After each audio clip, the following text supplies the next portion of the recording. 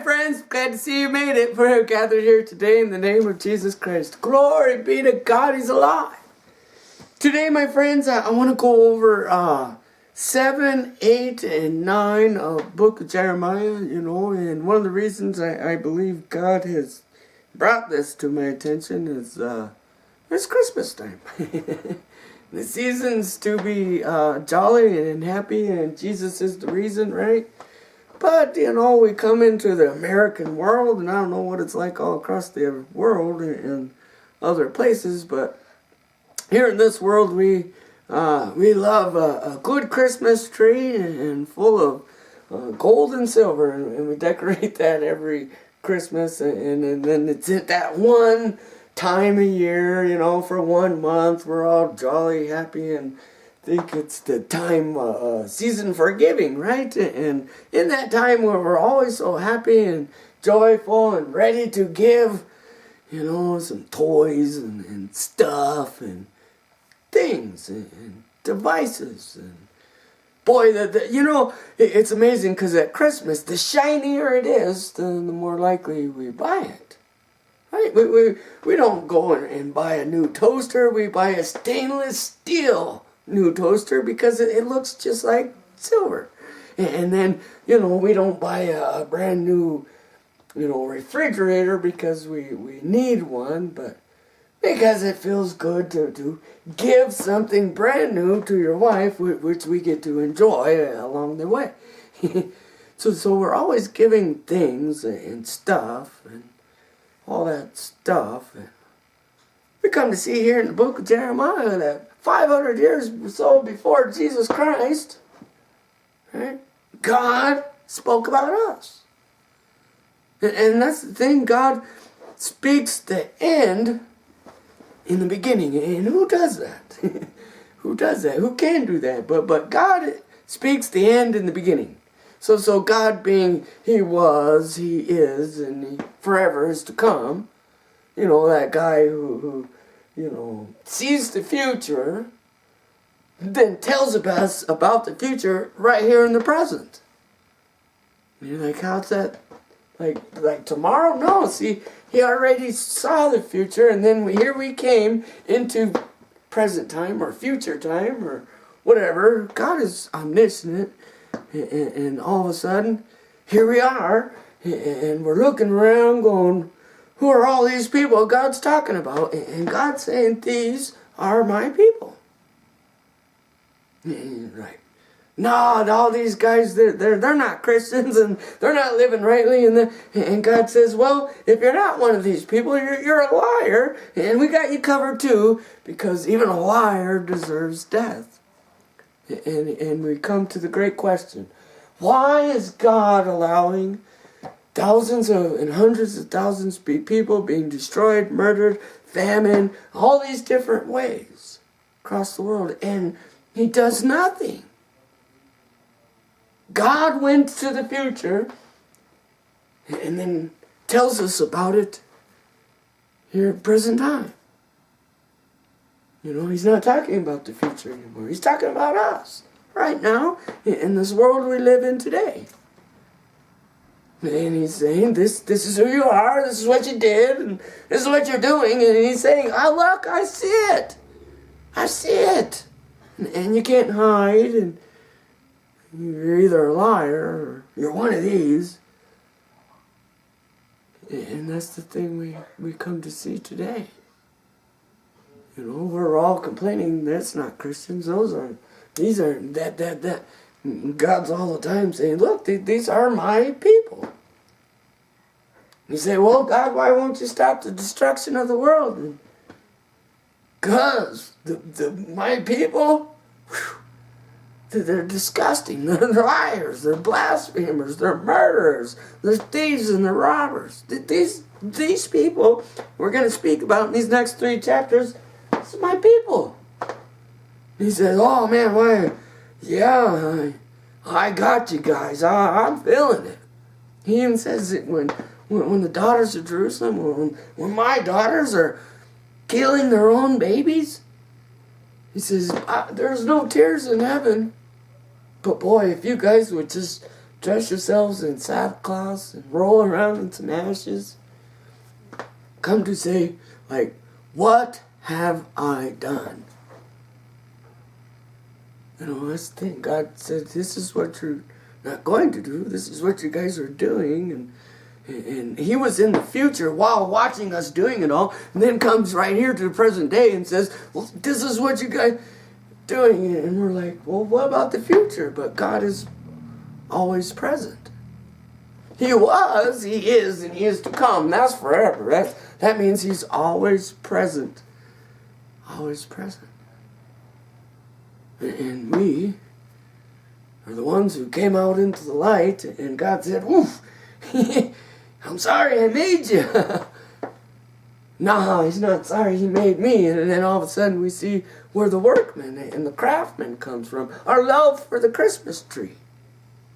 It's pride. And our pride comes from the wealth and the beauty of the sparkling Christmas tree. Some people go out, man, and they decorate their whole house and got their yards, man. They have contests to see who's got the shiniest, most sparkly tree in her house, yard, and town, man. They have contests. They do in our town. And all the while, we miss one thing, and we come to say, why, God, is all this problems coming? And God says, because you don't obey my voice. Every one of you are wicked, and you're wicked to the heart. Yeah, you're all at the store, like, yeah, nice guy, nice guy. We go to church, and from the priests to the prophets to everyone. When we go home and the door closes and nobody can see us, you know, the sheep's clothing comes off and the true us comes out. And the evidence is our willingness, our love to lavish people with stuff. I mean, Black Friday to Christmas Day, in 1 year's time, I know that they generate enough money for things and stuff for Christmas that we could all have health care.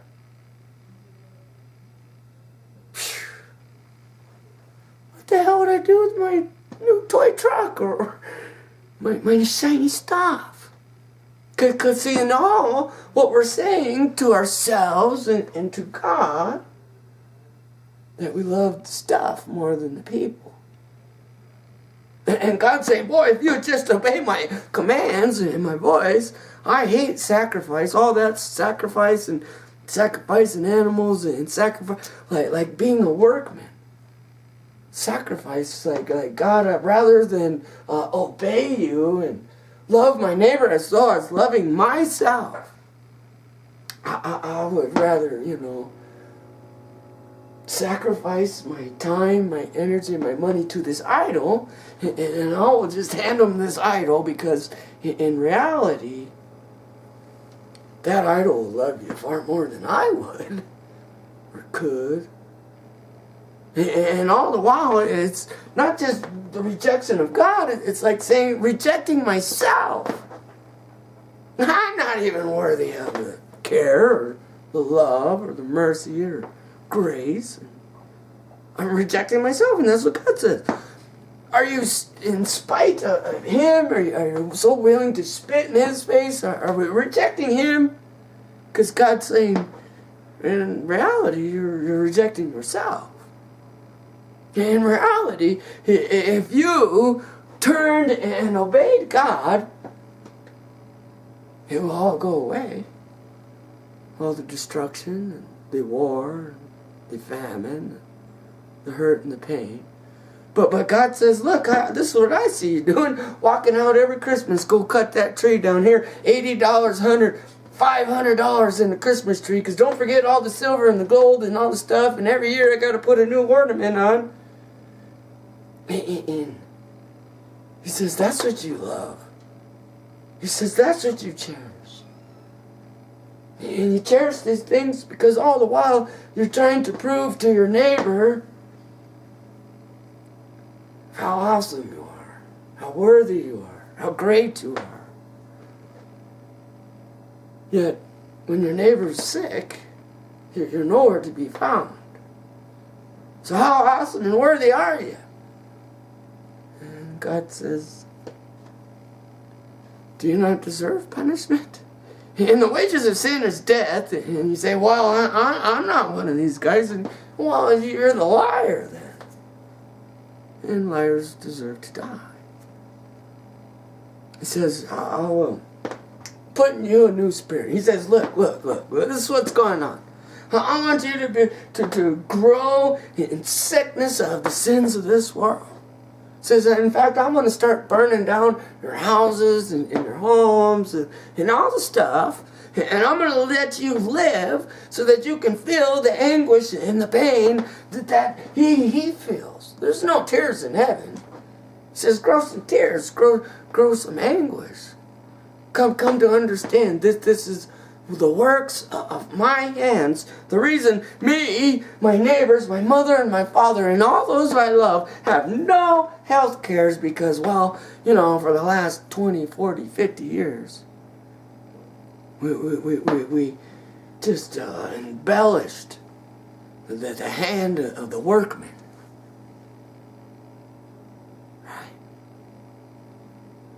Right. Same like insurance companies. Don't give no tithe or credit or work or worthiness to God's word or his commands or these things, but we never miss the insurance payment. And in that, knowing that we're gambling not only with our lives, but the lives of our loved ones. Right? You lose your job, you can't make the payment, and now I just lost 20 years worth of coverage, and man, I haven't even gotten sick yet. Trusting in men, and that's what God says here. Here's what you should trust in. No man you see, none. Because they're all liars, wicked, and evil people who have one thought in mind. Personal gain. And outside of that, there's no thought. Priests to pastors to all of them. Personal gain. But he says, this is the only thing God says I seek and wish for, that you would not oppress the widow. That you would love and care for the widow. Right? These are the things that God says, this is what I commanded you to do. Love your neighbor as though you were loving yourself. But what you guys chose idols, devices, and things over love. Love. You say, well, those people, no, you, don't lie. Come on. I did too. All of us. Deceived. This is the problem. You guys are listening to a liar and you're going all out full force for that lie. And then we look into the world and go, what's going on in the world today? Nobody obeys God. He says, if you obeyed, if you turned, it would all go away. You would have health care. Not only you, but everything you loved and held dear to you. God, Jesus and God says, you know why I don't put an end to the murder and the strife and all the stuff going on in the world? This is my people, and you're one of them. These are my people. Right? He says, you know what I'm waiting for? Is you to believe and turn back.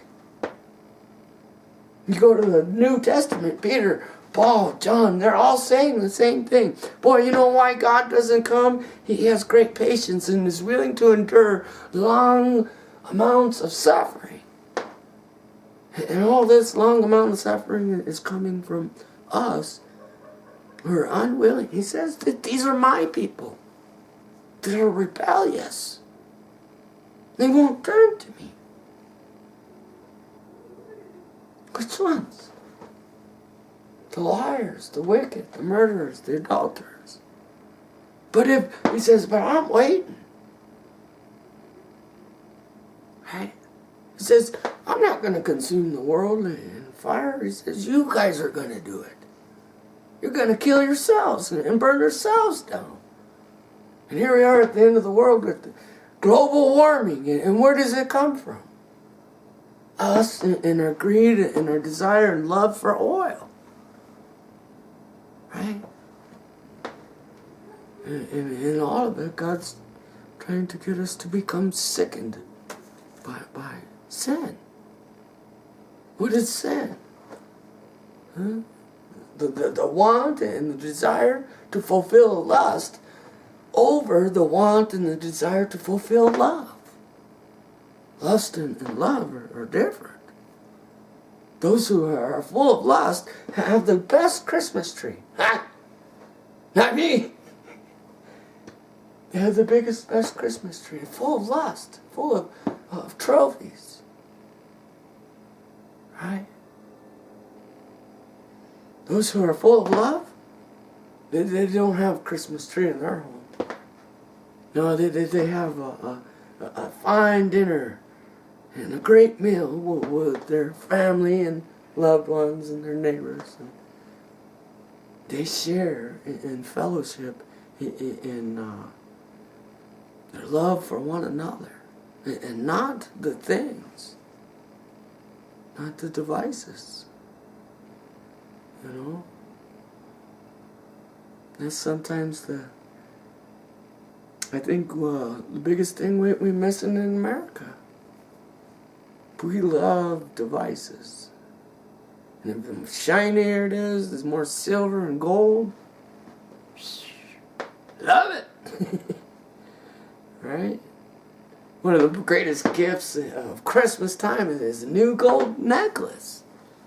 Costs $500 and can't feed you and can't use it for anything. Like, well, how stupid is gold? It's a rock. And honestly, until just this recent time in all of world history, they finally found a use for it. You know, for electricity. And it has no use, no value other than to look at. It feels cold because it's heavier than anything that's normally that size. It's got a lot of weight. But reality, I mean, come on, think about it. Will it feed you? Will it care for you? Will it be there for you when you're laying on your deathbed? No.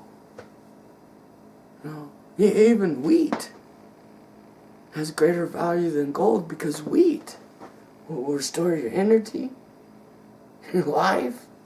What about water? What about clean water? And what does God say? It says here in the book of Jeremiah, I am going to send to you wormwood. Deep bitterness. I bet they're full of bitterness in Tennessee right now in the joyous time of Christmas, right? Come on. Deep bitterness. And has many people died? No. Why does God not kill all the people too? Because He loves you, the people.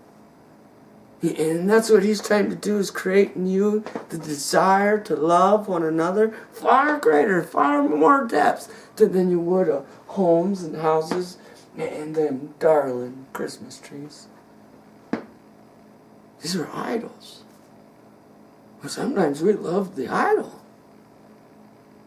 I mean, I bet you there's nothing to make God more sick than when Christmas morning comes and little Johnny opens up his whatever it is, the gift of his heart's desire, and he screams out, "Thank you, Santa."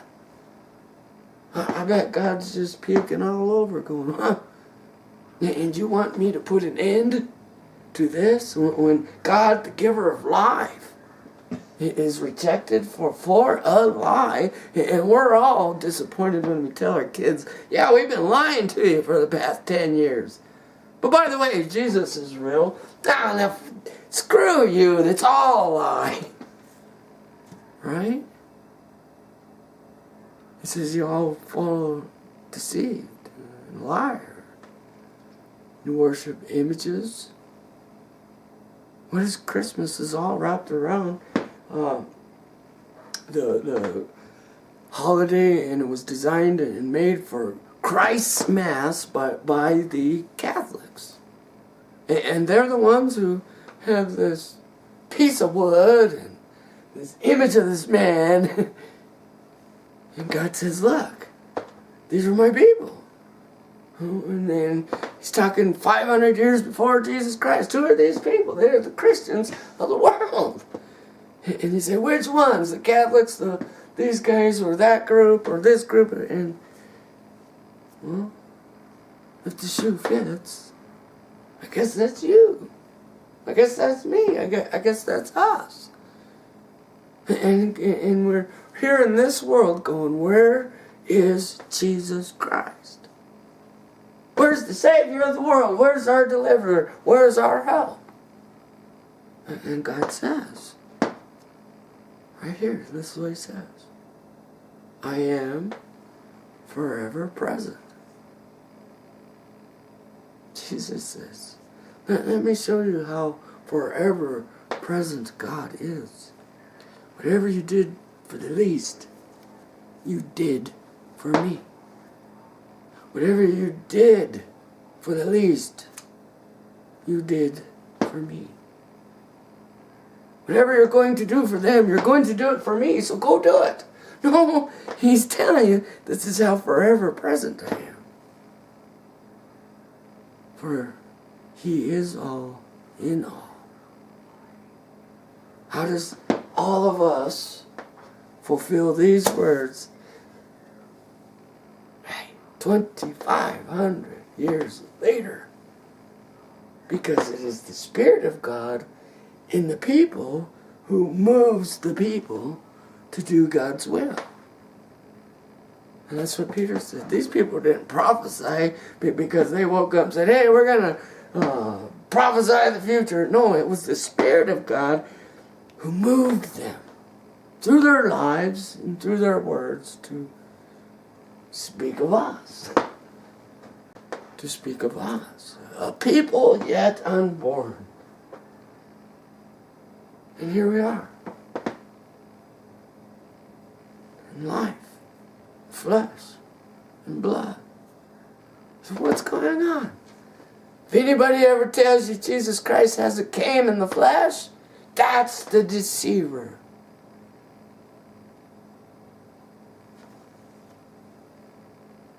Right?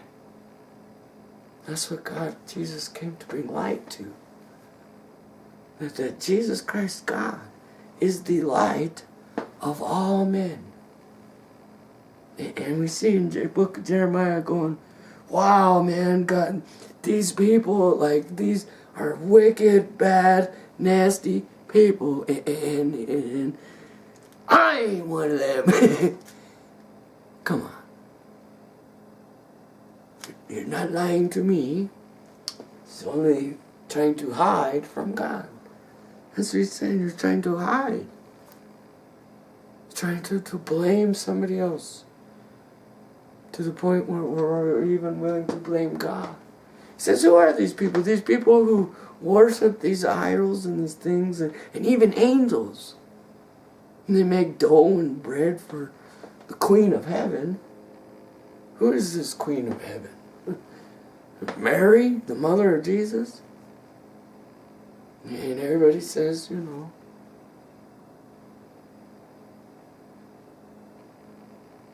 how wicked and evil is that? God said, yeah, you're wicked and you're evil. Doing everything I told you not to do. And it's coming to the point in the world where we're now welcoming death. We're welcoming it. Screw this world and this life of misery and shame and hurt and bondage and slavery and murder and adultery and all these things. Screw it. I want to die rather than live. And why? Because we have a greater knowledge and wisdom of a better promise called heaven. Living in the presence of the living God. Right? Got a greater promise. We have knowledge and wisdom of things to come. What is to come? An everlasting life taken away from here. From the pains and the sufferings of this world. And if we want the kingdom of heaven to be here on earth, just as it is there, all we have to do is obey God. And really, I mean, think about it. Just how much money we spend in stuff. And how little money we actually spend in ourselves. It's easy to go give a homeless person or somebody who's down and out in their luck $20, $100, and walk away. But like Jesus says, it's a whole nother level. It's a whole nother world, and it's a whole nother place of being. When you take it upon yourself to see to it that person is restored, to see to it that person is cared for, to see to it that person is loved on and has a safe place to be. You know, they didn't just, Jesus didn't just give us the command to be the good neighbor, but he says, do what the Good Samaritan did. He bound up the wounds. He dressed him with his oil. He paid out of his own pocket to pick that man up and take him in his own means, right, to the innkeeper, to the hospital, to a place where he could rest and be safe. And even says to the keeper, keep this man safe and keep dressing his wounds. And if it costs any more than I have, I'll be back to pay the rest. And they all agreed that that's a good man, that's a good guy, boy, we all want a friend like that. He says, okay, go do the same. No. Only time I recognize or acknowledge Jesus Christ is from Black Friday on to Christmas. And it's all wrapped around the want and the desire for more stuff. I just want you to kind of got long-winded, but if we'll go through 7, 8, 9 of Jeremiah, probably in the next video, you'll see every word. That's what we've been talking now. He even says it. Look, go out and you cut this tree down, you bring it into your homes, and you put nails in the bottom of it to hold it up, and it looks just like a pickle. It's like a pickle, like a Christmas tree. And decorate it, gold and silver and all this fancy stuff. He's saying, look, these are my people. And we all celebrate this time because it is the birth of Jesus Christ. It is the birth of wisdom.